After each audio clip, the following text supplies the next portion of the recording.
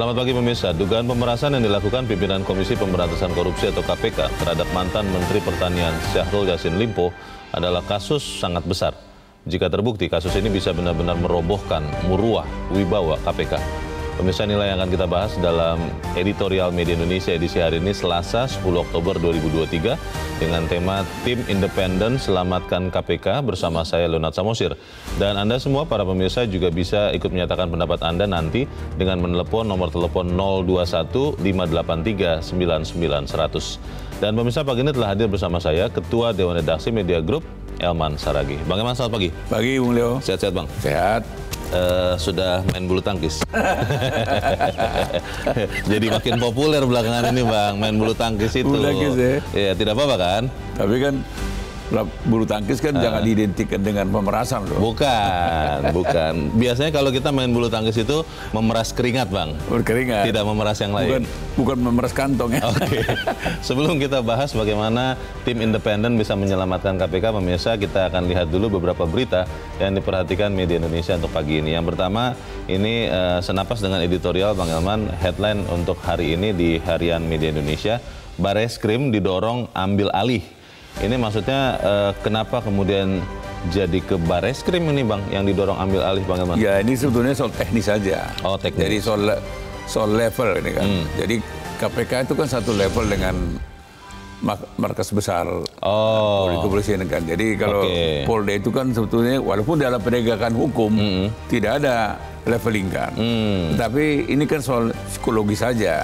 Nah, kalau sudah satu level, sana pejabat KPK, di sini dari Mabes Polri, ya bisanya tidak ada pakehu lagi. Jadi lebih mudah lah. Itu soal perasaan aja. Soal perasaan saja. Jadi kemudian kalau misalnya Bang, kepolisian melihat ini cukup di level Polda Metro Jaya, itu akan mengurangi intensitas penyidikan atau tidak? Sebetulnya enggak juga. Bahkan di level Polsek juga sama aja. Karena polisi itu dari Mabes sampai ke Polsek, kalau serse itu sama. Ilmunya sama. Kemampuannya sama. Kesungguhannya sama. Oke. Nah, tapi kan ini kan makanya saya bilang tadi ini kan aspek psikologis saja. Oke. Kita nanti akan bahas lebih jauh terkait dengan kasus ini di editorial. Kita tinggalkan dulu berita ini. Kita beralih ke berita selanjutnya di halaman 2, di halaman dalam di harian Anda, pemirsa. Ini pencabutan izin diskusi, ancaman serius demokrasi. Ini terkait dengan diskusi di hari Minggu yang kemarin ya, Bang Elman. Iya. Ini kenapa, Bang, ada ancaman serius bagi demokrasi nih, Bang Elman? Iya, ini kan sebetulnya kan ini terjadi kan untuk kesekian kali ini kan pembatalan ini kan. Dulu juga ada pembatalan olahraga di Bekasi ya. Ada lagi di tempat lain. Nah, ini terjadi lagi di Bandung nih kan. Jadi ini kan menyangkut soal kedatangan bakal calon presiden Anies Baswedan kan, mau berdiskusi dengan para mahasiswa lah di Bandung kan. Izin sudah keluar. Izinnya sudah ada? Sudah ada dari pemilik gedung ya. Tapi tiba-tiba dibatalkan kan.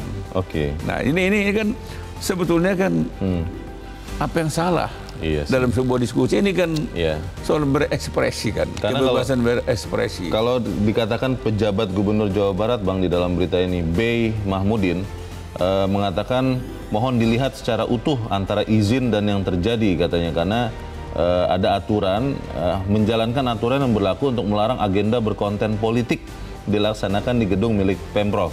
Ini kata pejabat Gubernur Jawa Barat, Bey Mahmudin, yang juga tadinya pejabat di Istana ya. Bagaimana, Bang Elman? Iya, kalau maksud saya kan gini, kalau dari awal ketentuan itu dilaksanakan, nggak masalah.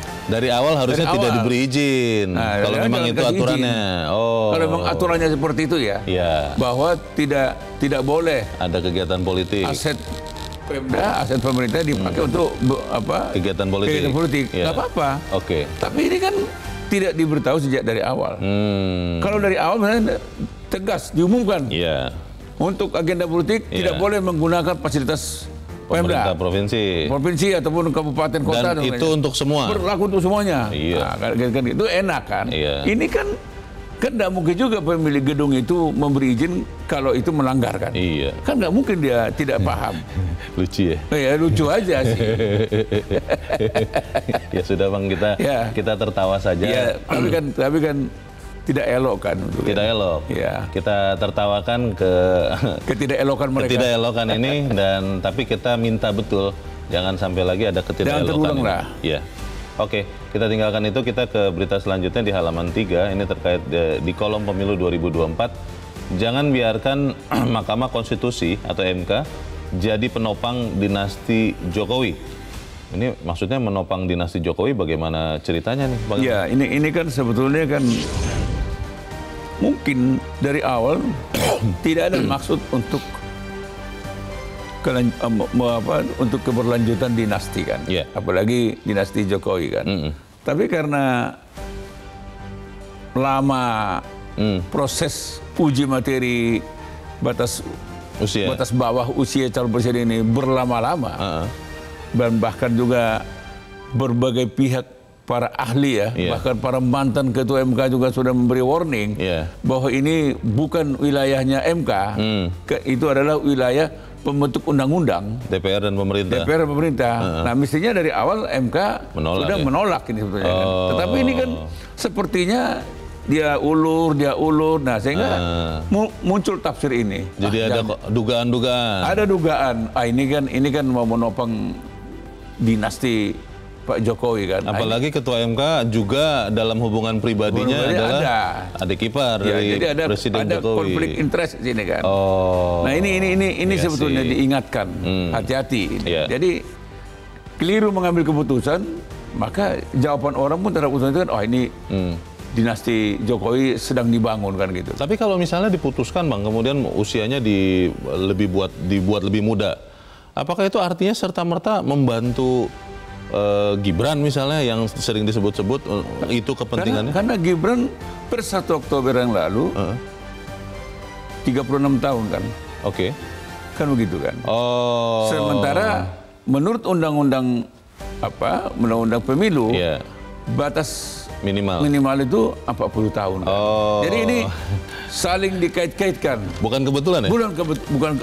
Ya, bisa serba kebetulan, bisa tidak kebetulan gitu. Inilah sebetulnya diingatkan hati-hati. Oke. Dan lagi apa perlunya ini mendesak gitu kan? Kenapa nggak 30? Biar sekalian. Lalu kok gugatannya sekarang? Kenapa sekarang? Menjelang pencalonan. Menjelang pencalonan kan. Karena diburu kan ini. Terlalu banyak kebetulan yang tidak masuk akal. Oke. Kita yakin Mahkamah Konstitusi tetap menjadi benteng penjaga konstitusi. Kita harapkan begitu. Kita ke editorial, pemirsa dan Bang Elman, tim independen Selamatkan KPK. Ini kasus yang besar, yang sangat serius. Dan kalau kita melihat polisi, Polda Metro Jaya sudah menyidik, Bang. Kalau melihat seperti itu, apakah masih perlu tim independen? Atau memang kita cukup percayakan saja kepada kepolisian untuk mengusut kasus ini, Bang? Ya, sebetulnya kan tindakan kepolisian meningkatkan ini menjadi penyidikan, itu jalan terus. Tim independen ini sebetulnya kan lebih diutamakan untuk bagaimana kita menyelamatkan lembaga ini. KPK-nya. Lembaga KPK ini. Wibawanya. Integritasnya, independensinya, kan gitu kan. Kehormatannya. Ini yang sekarang sedang memudar. Bahkan orang menganggap ini apa ini? Kok sampai, dan ini sudah berulang kali. Dan ini sebetulnya kan desakan lembaga independen ini kan. Karena apa? Dewasnya, Dewan Pengawas itu yang mestinya harus bekerja, tidak bekerja. Setidaknya orang meragukan dari berbagai kasus yang selama ini sudah terjadi di KPK. Sebelum-sebelumnya ya. Katakanlah misalnya seperti masalah penyewaan helikopter. Pemakaian helikopter. Yang diduga katanya diberikan oleh pihak tertentu. Nah, itu kan jasa itu. Ternyata lolos. Lalu terakhir juga ada pembocoran kasus dugaan. Dokumen penyelidikan di SDM kan gitu kan. Itu tidak cukup bukti. Kata Dewan Pengawas. Maka sudah 4 bulan lebih, sempat juga itu udah ditingkatkan ke penyidikan, nggak juga. Bahkan Dewas juga mengatakan tidak cukup bukti kan gitu. Nah ini ini yang makin meruntuhkan kehormatan daripada lembaga ini. Kalau kehormatan lembaga KPK ini runtuh, seruntuh-runtuhnya, ya artinya rakyat juga akan meragukan lembaga ini mampu untuk melakukan pemberantasan korupsi. Inilah pentingnya penyelamatan ini sebetulnya. Urusan tindak pidananya itu terus jalan terus. Tapi ini juga akan menjadi penyeimbang nanti. Apakah temuan independen ini sama persis? Artinya apakah temuan tim independen Polda Metro sama dengan tim independen ini? Ini kan tim independen ini kan orang yang bersih lah. Punya integritas. Dia punya integritas, tidak punya terkait dengan siapapun, ya kan gitu. Dan punya keahlian. Gitu. Pertanyaan besarnya Bang, apakah tim independen ini kemudian nanti bisa menjalankan atau memenuhi harapan besar itu? Kita akan bahas. Dan pemirsa, inilah editorial Media Indonesia untuk hari ini, Selasa 10 Oktober 2023, tim independen selamatkan KPK.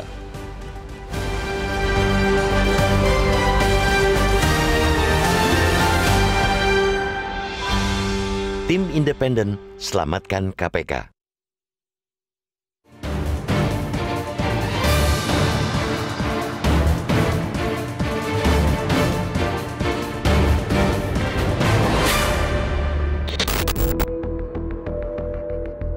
Dugaan pemerasan yang dilakukan pimpinan Komisi Pemberantasan Korupsi terhadap mantan Menteri Pertanian Syahrul Yassin Limpo adalah kasus besar, sangat besar, yang mesti dituntaskan dengan kemauan super besar.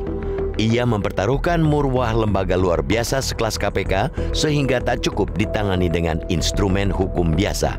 Dugaan pemerasan tersebut memang sudah ditangani Polda Metro Jaya. Statusnya pun sudah naik dari penyelidikan ke penyidikan. Artinya, ada indikasi kuat terjadi tindak pidana yang dilakukan petinggi KPK.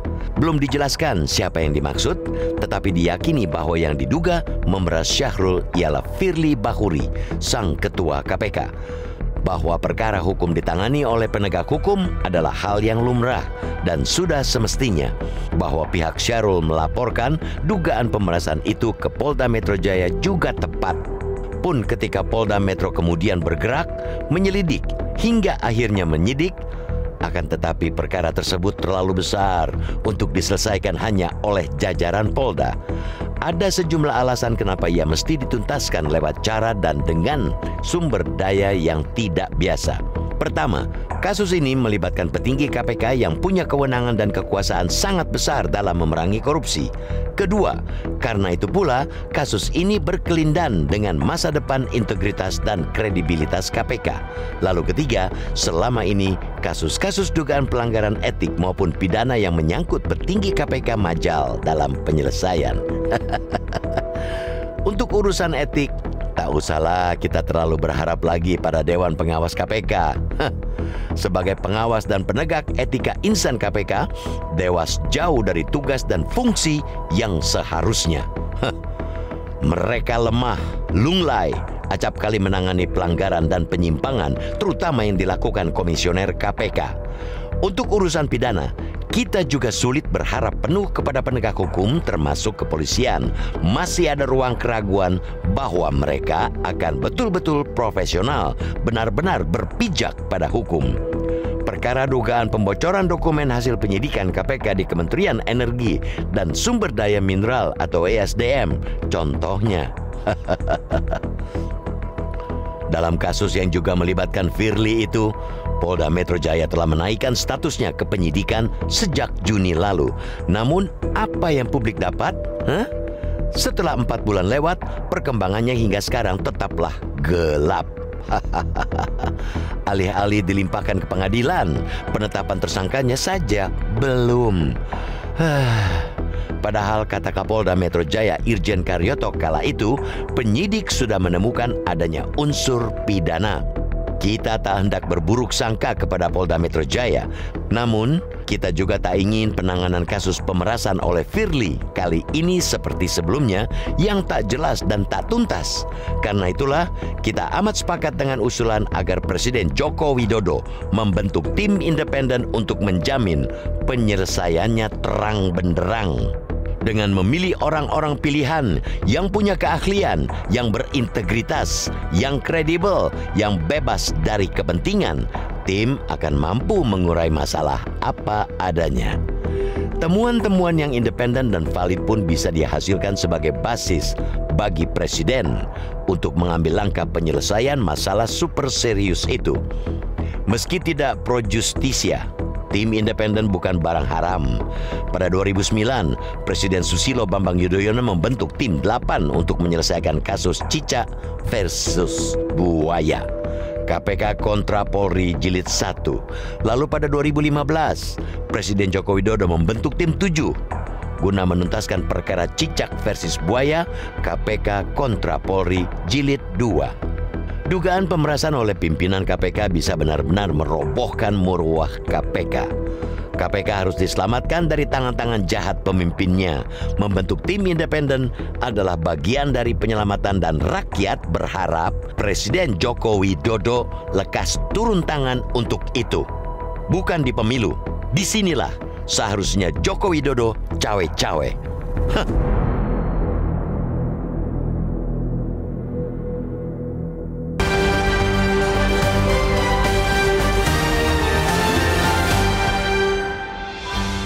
Di bagian berikut Anda bisa menyatakan pendapat Anda terkait dengan editorial pagi ini. Pemirsa, untuk saat ini tetaplah bersama kami.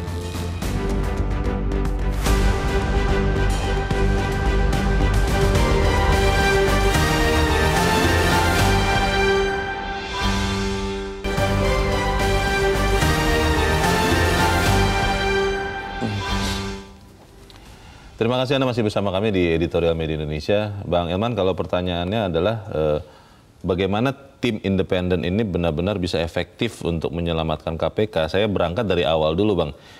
Apa kewenangan yang akan diberikan oleh Presiden kalau nanti benar membentuk tim independen, supaya kemudian memang tim independen ini bisa menjadi penyeimbang juga untuk kepolisian yang saat ini sedang menyidik kasus ini? Ya kan kita harus berangkat dulu dari tugas mulia ini kan. Jadi kan misi mulia itu independen ini kan, untuk mencari kebenaran yang sesungguhnya kan. Maka itu memang perlu ada kepres kan itu kan. Keputusan Presiden. Untuk supaya tim ini juga kuat kan. Kenapa itu penting? Supaya juga dia diberi akses oleh semua instansi yang terkait dengan kasus ini kan gitu. Nah, kenapa ini penting? Karena kasus ini kan seperti yang saya utarakan di awal tadi, ini sudah meluluh lantakkan wibawa kehormatan daripada KPK ini. Udah hancur lebur. Karena yang diduga terjadi ini adalah sesuatu yang sebenarnya paling dasar tidak boleh dilakukan. Ya, pucuk pimpinan lagi. Bahkan keluarga besar KPK pun, penyidik itu terutama, tidak boleh berhubungan dengan, apalagi dengan yang berperkara. Dengan siapapun dia harus bawa teman. Betul, harus berdua. Harus berdua minimal. Sehingga ada saksi kan gitu kan. Ini pentingnya ini kan. Ini kan dilanggar. Apalagi yang melanggarnya, yang diduga melanggar itu pimpinan ketua KPK kan gitu kan.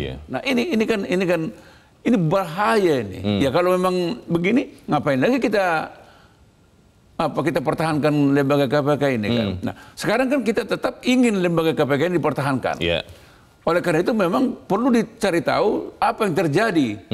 Mengapa Dewan Pengawas ini juga tidak bisa bekerja sesungguhnya. Ini kan sebetulnya kan kalau Dewan Pengawas ini efektif, ini tim independen ini tidak perlu. Nah, pertanyaannya itu Bang, kalau kita lihat personil Dewan Pengawas, waktu pertama kali dibentuk kan kita punya kepercayaan diri, kita punya harapan tinggi kepada Dewan Pengawas karena personil-personilnya kita tahu orang-orang yang punya rekam jejak, yang berani, yang menegakkan hukum, dan itu sering membuat mereka tidak populer. Tetapi ketika personil-personil ini masuk di dalam Dewan Pengawas, kelihatannya jadi tidak bergigi. Nah, jangan-jangan Bang, tim independen ini pun, karena apalagi dari luar, bisa jadi kemudian sama sekali tidak efektif juga Bang. Itu bagaimana? Beda persoalannya.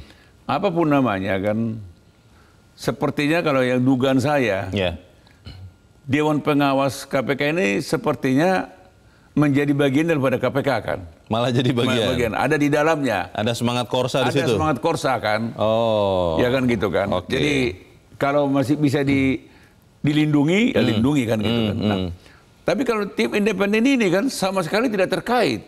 Tidak ada kepentingan. Tidak ada kepentingan dan dia bukan orang gajian kan. Dia tidak menerima honor dari pemerintah dan dia tidak diberi honor. Ini kan sebetulnya relawan sebetulnya ini. Tugas negara. Tugas negara untuk tugas seseorang yang memang punya kredibilitas, punya integritas, orang yang kita percaya mau menyerahkan dirinya untuk menyelamatkan lembaga KPK. Dan dia nggak digaji kan. Gitu kan. Nah, jauh lebih kalau ini kan mestinya kita percayai. Ini betul-betul bekerja secara independen. Nah, harapan kita hasil dari tim independen ini nanti akan menjadi kunci. Ini juga akan menjadi mengawasi apa yang dikerjakan oleh kepolisian. Karena ini tidak terikat dengan siapapun. Dengan presiden pun walaupun yang memberikan mandat kepada dia presiden, dia pun tidak ada urusan dengan presiden. Tidak bisa dipengaruhi, tidak bisa diarahkan. Dia nggak bisa diintervensi. Dan dia akan bekerja secara independen betul. Dia akan mengulitin ini kasus ini dari hal-hal yang kecil, hal-hal yang tengah, hal-hal yang besar. Dia akan menemukan apa sesungguhnya yang terjadi. Kalau misalnya ada tuduhan pemerasan, bagaimana bentuk prosesnya itu? Siapa yang memulai? Apakah memulainya dari Pak Firly-nya atau Pak Syahrul-nya atau dari mana? Dan siapa penghubungnya? Itu. Dan tapi ini tidak ada pro justisia, nggak ada. Dia hanya mau meluruskan kenyataan faktanya ini loh. Dan ini bukan karena kita tidak percaya kepada Polda, bukan. Tetapi kan setidaknya orang bisa kita percaya juga kepolisian ini enggak. Nah ini untuk membuat keraguan ini orang kan sekarang kan antara percaya dan tidak percaya terhadap kepolisian, antara percaya dan tidak percaya kepada Dewan Pengawas. Ini kalau ini dibiarkan ini bahaya, Leo. Bang Elman, tapi pertanyaannya menjadi penting juga. Kalau memang tim independen ini bukan pro justisia, berarti kan tidak mengikat, tidak bisa dipakai di pengadilan, berarti tidak bisa mengikat atau menjerat orang-orang yang diduga memeras, itu bagaimana Bang? Oh betul itu, tetapi paling tidak kan ini akan masukan mereka kan akan diberikan kepada Presiden. Ini adalah Pak Presiden, ini adalah temuan kami, memang terjadi pemerasan atau tidak terjadi pemerasan. Kan begitu kan? Temuannya bisa sama, bisa beda dengan penyidikan kepolisian. Bisa sama, bisa beda. Karena itu yang saya katakan, mereka ini nggak ada kepentingan. Tidak ada interest apa-apapun. Bukan berasal dari institusi yang sedang terlibat ini. Ada. Dan mereka tidak ada pretensi untuk membela siapapun. Kecuali mau membuat lembaga KPK ini kehormatannya kembali lagi utuh gitu. Itu aja. Bukan untuk menyelamatkan orang per orang. Ini mau menyelamatkan lembaga KPK dan mau menyelamatkan bangsa ini dari keruntuhannya kan gitu kan. Jadi ini penting ini. Jadi kalau Leo tadi bilang ini untuk apa? Ini penting. Jujur aja Leo. Kalau kita tanya misalkan percaya nggak hasil penyidikan Polda ini gitu kan? Orang bilang gitu kan. Masih ragu. Saya tidak mau mengatakan ragu, tapi dia tidak jawab. Jadi kamu nggak percaya sama Polda Metro, tahu ya kita. Jadi, masuk dalam suasana kebatinan seperti itu kita biarkan. Kita juga akan menyelamatkan polisi. Nah ini loh Pak Polisi. Karena siapa tahu di dalam penyidikan juga Polda berhadap-hadapan dengan yang lebih besar dari dirinya. Dan tim independen ini bisa bantu begitu Bang? Paling tidak mungkin gini lah supaya enaknya. Jangan-jangan nanti polisi hilap. Manusia itu biasa. Itu manusiawi. Tidak ada kesengajaan untuk mengkangkangi kebenaran. Hilap aja. Agak kurang akurat melihatnya. Ya manusiawi gitu ya. Di sinilah perlu tim independen ini. Ini loh. Kasih masukan kepada presiden, terserah. Presiden mau menggunakan atau tidak menggunakan. Nah, itu hak presiden. Hak presiden juga. Nah, tapi kalau mestinya bayangan ada dalam hati kita, presiden kan tidak mau juga lembaga KPK ini hancur. Ya. Presiden tidak mau juga lembaga kepolisian ini menjadi tidak dipercaya kan. Iya. Nah, ini. Iya. Dengan dasar dari hasil tim independen ini, keraguan orang akan bisa pulih lagi. Dan kalau ketika orang misalnya ini pecat nih Firly atau nonaktifkan, ya serba salah. Tapi kalau sudah ada hasil tim independen ini, ya mungkin dia sudah bisa, udah presiden kan, udah pecat aja nih orang ini. Sebagai indikator atau ya. pertahankan karena dia tidak bersalah. Nah, ini dua-dua ini segalanya memungkinkan. Bang Elman, ini kan kita bicara kemungkinan kalau tim independen dibentuk oleh presiden. Tapi kalau seandainya presiden mengatakan, kita percayakan kepada kepolisian, apakah itu di Polda Metro Jaya, apakah di Barreskrim, apakah di Mabes, dan tidak membentuk tim independen, itu artinya apa? Ya kan gini, paling tidak kan ada dasar ketidaknyamanan kita. Saya tidak bilang tidak percaya, ada dasar ketidaknyamanan kita ketika kasus dugaan kebocoran data dari di ESDM itu kan. Itu kan konon katanya sudah tingkat penyidikan. Itu 4 bulan yang lalu. Itu ceritanya kasusnya adalah membocorkan kepada orang yang sedang diperiksa begitu ya? Oh. Nah, jadi ini kan mestinya kan kalau menurut orang awam, ini kan sebuah fakta kan. Tetapi ternyata di Dewan Pengawas pun itu tidak ada yang dilanggar kan. Karena katanya tidak cukup bukti untuk membuktikan itu. Dan di Polda Metro Jaya juga sampai hari ini mana tersangkanya. Tapi masih terbuka kasusnya? Ya kita nggak tahu. Belum ada finalisasi kan. Jadi kalau ini misalnya, ya harapan kita sih, ya mestinya hasil temuan tim independen ini ya dimanfaatkan ya. Tindak lanjuti. Tidak lanjutin. Tapi ini penting ini. Ya tapi kalau tidak dibentuk Bang tim independennya, pemerintah sayang aja. Sayang aja kalau itu sayang. Karena niatnya bukan untuk apa-apa. Ini tidak ada latar belakang politis di sini. Sama sekali ya. Sama sekali nggak ada. Ini murni mau itu tadi dikatakan. Tim ini kita harapkan mau menyelamatkan pertama lembaga KPK. Tim ini juga diharapkan juga akan membantu kepolisian untuk menegakkan hukum. Secara langsung tidak langsung ikut membantu kepolisian. Nah ini loh, kalau di sana hilap, nah inilah temuan. Kan bisa dimanfaatkan kan gitu kan. Itu sebabnya dari awal saya mengatakan, katakanlah PPATK, kalau boleh bukalah akses transaksi ke lembaga independen ini. Karena siapa tahu ada transaksi dana lewat transaksi rekening bank misalnya. Polda Metro juga buka, Barreskrim juga buka. Siapa saja instansi yang diperlukan untuk menemukan kebenaran hakiki, nah itu tolong dibantulah tim independen ini. Tim independen ini kalau memang dibentuk Bang, sampai punya kewenangan bisa misalnya memeriksa 2 orang yang ada di foto itu, atau memang tidak sampai ke situ? Sampai ke situ bisa. Sampai ke situ bisa? Istilahnya karena dia bukan pro justisia, bukan memeriksa lah. Minta keterangan. Berbincang-bincang. Berbincang-bincang. Karena kalau memeriksa itu kan sudah terminologi pro justisia. Jadi ini bukan pro justisia. Jadi ya kita ngobrol lah. Mana? Ya mungkin dia akan cek ke lapangan tenis yang ada di Mangga Besar.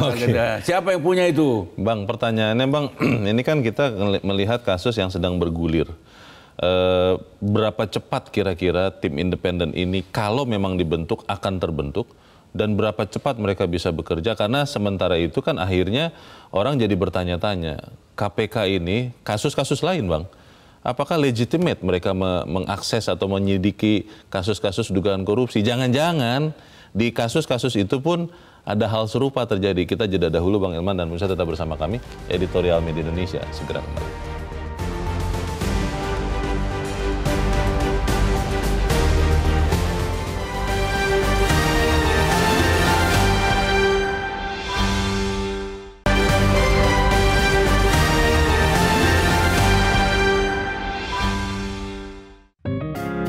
Media Indonesia mengajak Anda untuk mengakses fitur premium e-paper.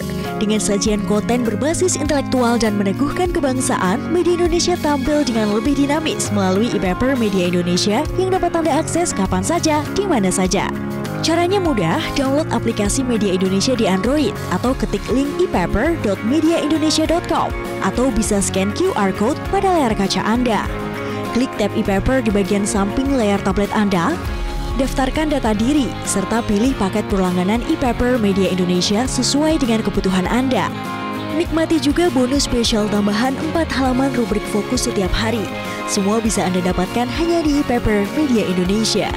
Untuk informasi lebih lanjut, hubungi customer service di nomor 0811 1201 2018 atau kunjungi media sosial @mediaindonesia. Media Indonesia, referensi bangsa. Terima kasih Anda masih bersama kami di Editorial Media Indonesia, pemirsa. Dan saat ini, Bang Elman, kita mau mendengarkan juga pendapat dari pemirsa Metro TV. Saat ini kita sudah terhubung dengan pemirsa Metro TV di Jambi, ada Pak Ramadan. Pak Ramadan, selamat pagi. Selamat pagi, Pak Leo, Pak Herman. Assalamualaikum warahmatullahi wabarakatuh. Waalaikumsalam warahmatullahi wabarakatuh. Bagaimana Pak Ramadan pendapat Anda, Pak, tim independen menyelamatkan KPK? Silakan Pak Ramadan. Tim independen selamatkan KPK. Apa yang dibicarakan Pak Herman dan isi media editorial hari ini, semuanya itu berujung kepada keinginan dan kemauan Pak Presiden mau meninggalkan legasi yang baik untuk rakyat Indonesia. Pak Herman, korupsi di akar rumput sampai hari ini itu dianggap biasa-biasa saja. Tidak menimbulkan kegelisahan sedikit pun, Pak Herman. Apalagi kalangan paling atas seperti ini, fotonya ada, ceritanya ada, tinggal menunggu gerak tangan Pak Jokowi untuk menyelamatkan negeri ini dari korupsi. Korupsi sudah menyengsarakan rakyat, Pak Herman. Pak Herman kalau tahu di akar rumput bawah, mau nyalon DPR saja tingkat 2 itu perlu uang sekian miliar. Ini kan sesuatu hal yang mengkhawatirkan, sangat menakutkan, Pak Herman. Apalagi kalangan paling atas. Tentu harapan yang besar adalah legasi yang hendak ditinggalkan oleh Jokowi. Selamatkanlah KPK ini untuk masa depan negara Republik Indonesia. Terima kasih. Assalamualaikum warahmatullahi wabarakatuh. Waalaikumsalam warahmatullahi wabarakatuh. Terima kasih Pak Ramadan di Jambi untuk pendapat Anda. Selamat pagi Pak. Di belakang Pak Ramadan ada Pak Tasrik Usman di Banjarmasin, Kalimantan Selatan. Pak Tasrik, selamat pagi. Selamat pagi Mas Leo, selamat pagi Bang Elman. Selamat pagi Pak Tasrik. Bagaimana Pak pendapat Anda Pak? Silakan Pak. Iya, negara ini adalah negara hukum ya. Jadi tidak ada yang kebal hukum di negeri ini, termasuk dugaan pemerasan oleh Ketua KPK. Saya menyarankan kepada Presiden, kalau persoalan ini perlu ada perhatian serius dari Presiden Republik Indonesia untuk segera membentuk tim independen. Kenapa kita harus bentuk independen? Karena kita tidak bisa banyak berharap kepada Dewas KPK itu, karena sudah minimal dua kali Dewas itu bersidang tentang penyalahgunaan kode etik Pak Firly menggunakan helikopter dari pengusaha lewat, kemudian bocoran data di SDM juga lewat. Nah, kenapa itu terjadi? Padahal kita ada Pak Tumpak, ada Albertinaho yang kita harap mereka itu orang yang hebat, tapi ternyata kelemahan kewenangannya itu yang membuat tidak bisa berkutik menghadapi Pak Firly ini. Nah, yang kedua, kenapa harus dibentuk independen? Kita pernah pengalaman ketika Pak SBY menjadi presiden, terjadinya kasus cicak buaya, dibentuk tim 8 dan akhirnya selesai gitu. Nah, khusus untuk Pak Firly ini kan masalahnya dari penyelidikan sudah naik ke tahap penyidikan, ini sudah ada indikasi. Bahkan ada kata-kata Pak Firly waktu belum beredar fotonya dengan SLY itu, itu nggak benar. Tapi ternyata setelah keluar foto itu, ternyata dia mengakui badan dia tidak bisa.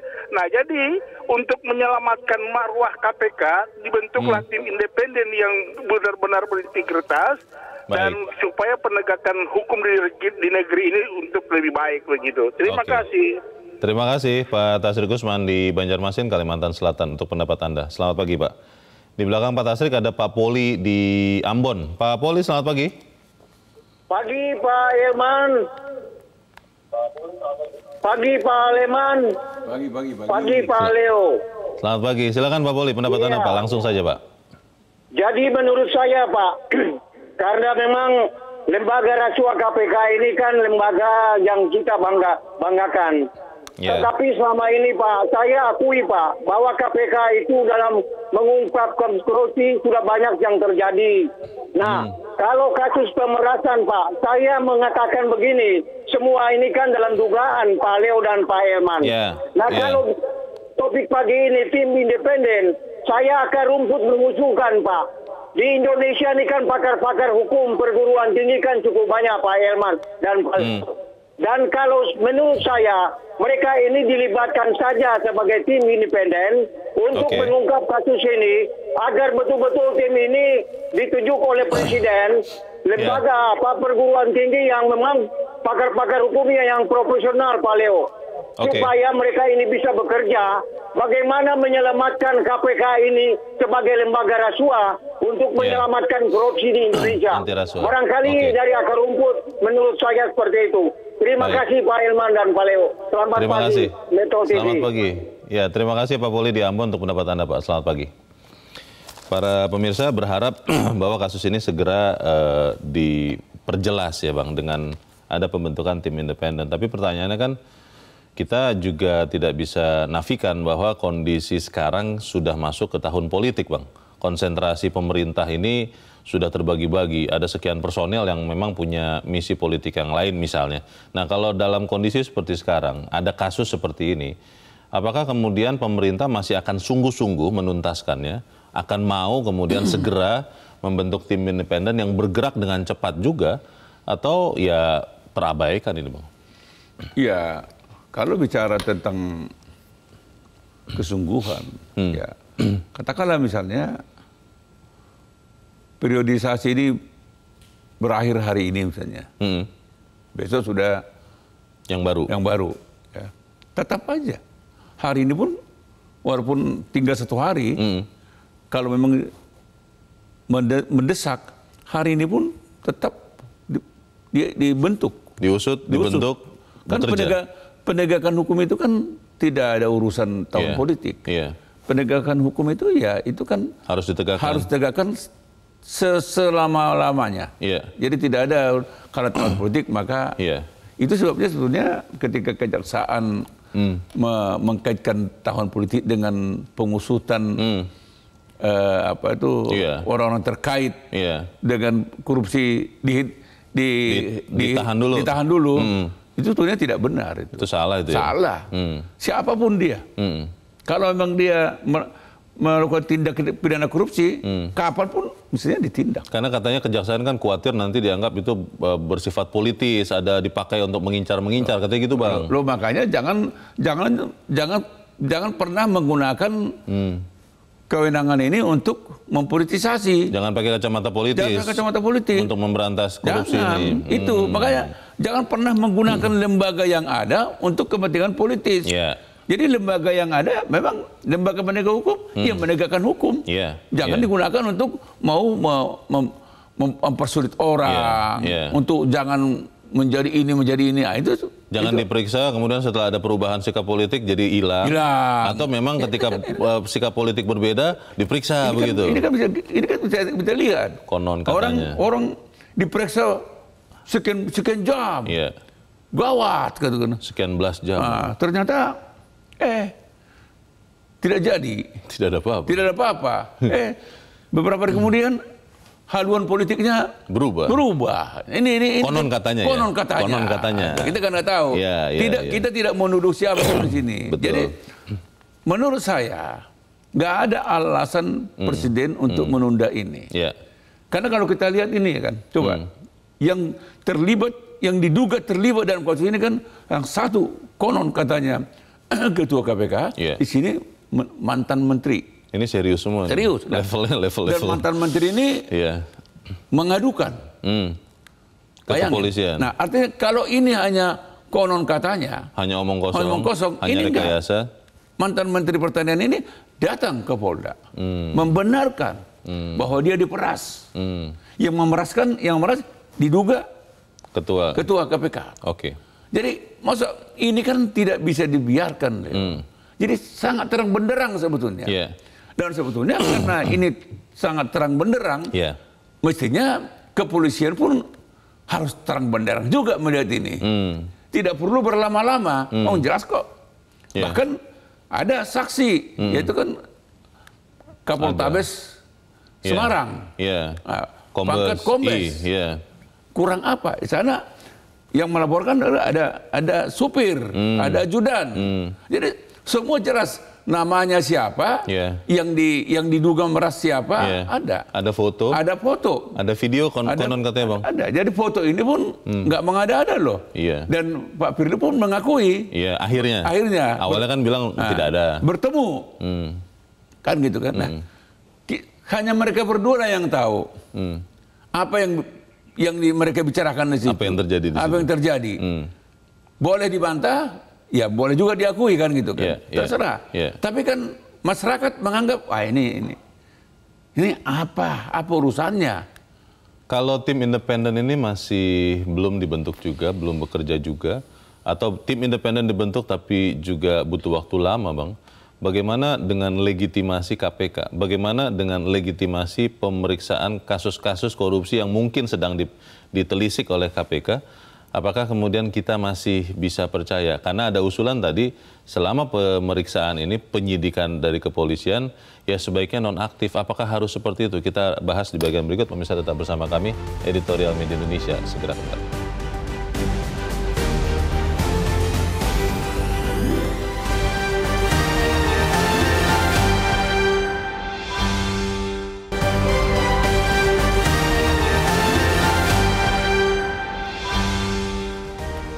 Terima kasih Anda masih bersama kami. Kita di bagian akhir diskusi kita pagi ini. Bang Eman, kalau melihat tim independen ini,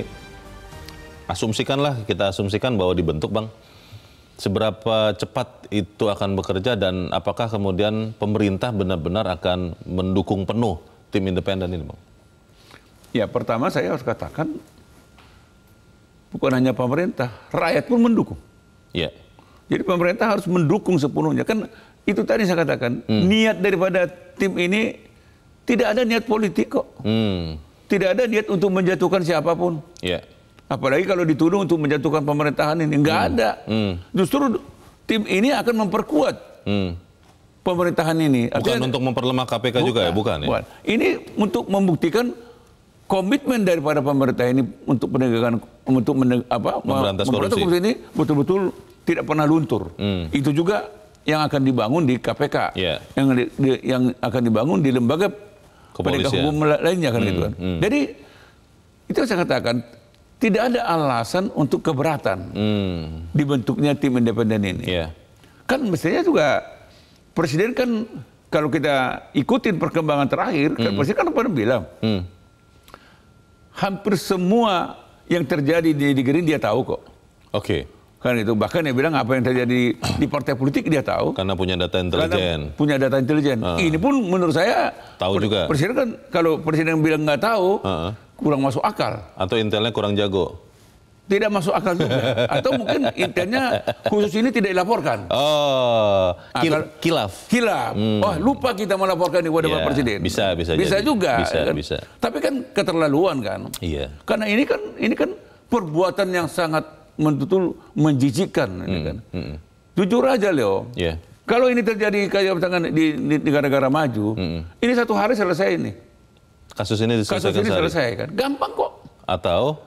Atau mungkin sudah mundur duluan, Bang. Ya kalau di luar negeri memang ya mestinya ketua KPK-nya mundur. Karena etika ya. Etikanya minimal dia bilang kan, oke, saya tidak mundur, tapi saya nonaktif dulu.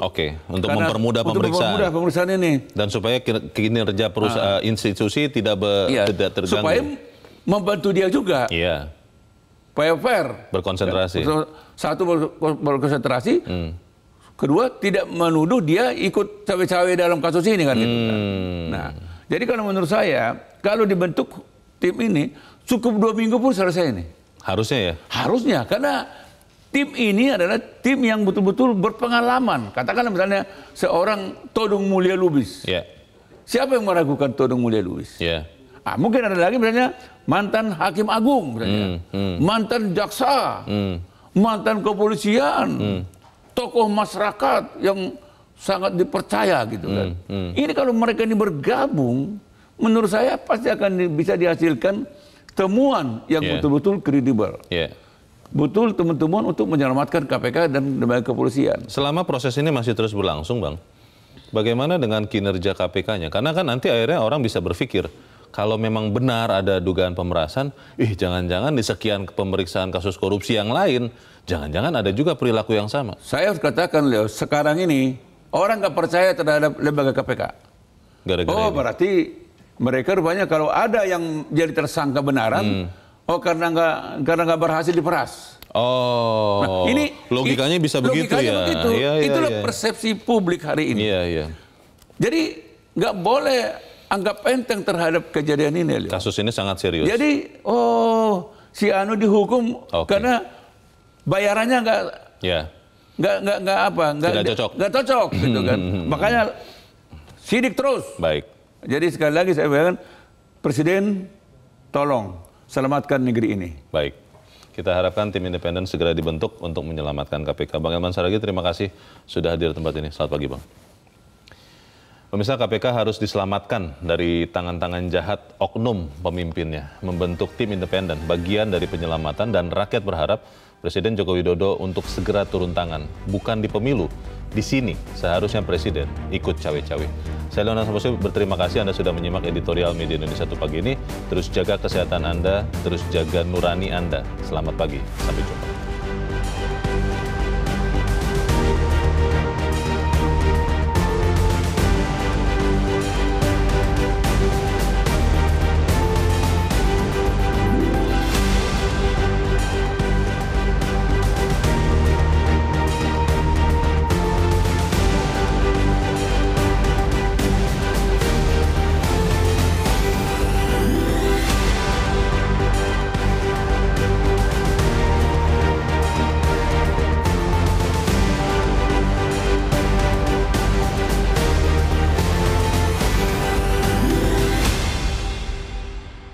Jelajahi cara baru mendapatkan informasi. Download Metro TV Extend sekarang.